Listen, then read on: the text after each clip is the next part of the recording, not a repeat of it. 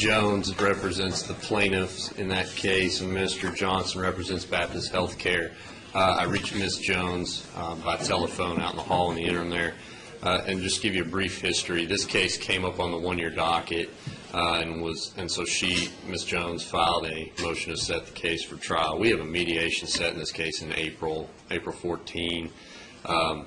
It's an old case, but no discovery whatsoever has been conducted yet between the parties, and so we don't really have any opposition. The defendants don't have any opposition to entering a scheduling order and setting a trial date, but we feel like that trial date should be on out there so that we've got enough time to get the case ready if we need to, and we'll want to see how mediation goes. So if the court believes it appropriate, I discussed with Ms. Jones and Mr. Johnson the idea of entering an agreed order that sets discovery deadlines and then says that the parties have to get a trial date set by agreement by June 1, if that's okay. All right, that's fine. Okay. Agreed schedule, and that'll protect you from the automatic dismissal, too. Yes. Okay. Thank you. Thank you. Your Honor, my name is Rick Mansfield from the Dover County Bar. It's pleased to be in your court. I may have missed my opportunity on the front end on the announcement docket. We had a motion to compel, I think it's number 29 on the no response docket. Delta Partners, LLC is the plaintiff.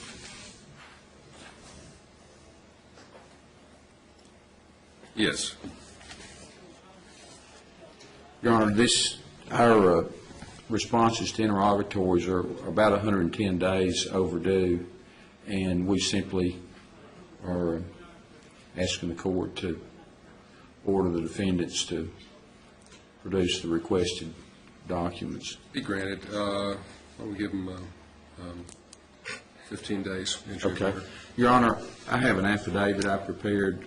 May I submit that to the court, or is And that is? for our time associated with the motion to compel?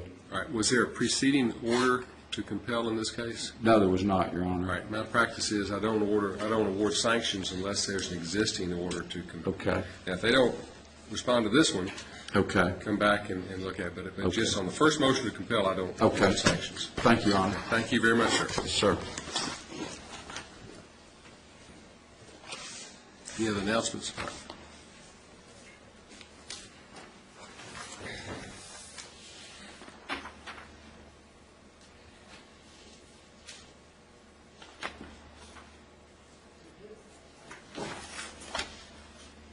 Sandra Gale Lee versus, that's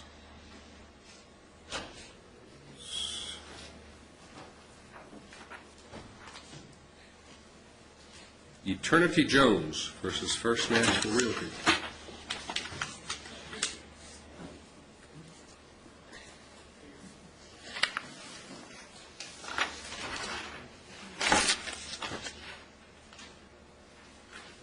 James C. Marshall versus Census Corporation. So, did you see Mr. Marshall today? Oh, yes, he's out in the hallway, Your Honor.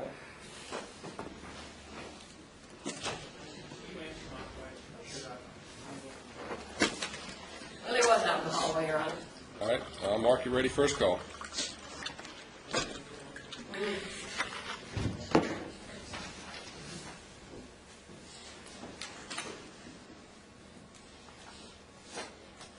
Anyone else with a non-dispositive motion other than the Vanderbilt issue?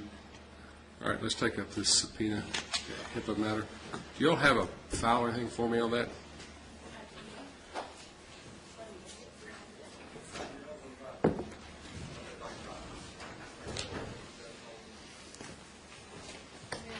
Approach, Your Honor.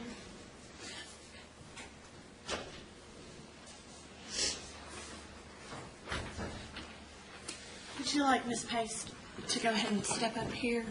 This Carissa Pace? Come on up and have a seat, Ms. Pace.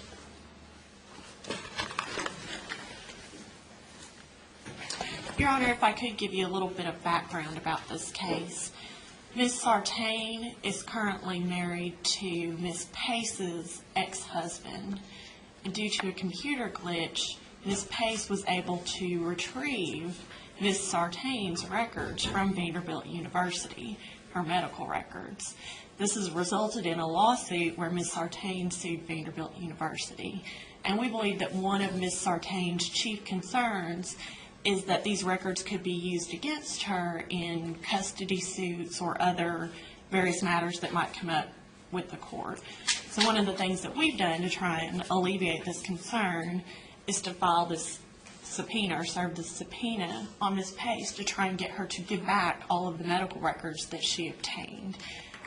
She's given various excuses in the past to Vanderbilt, saying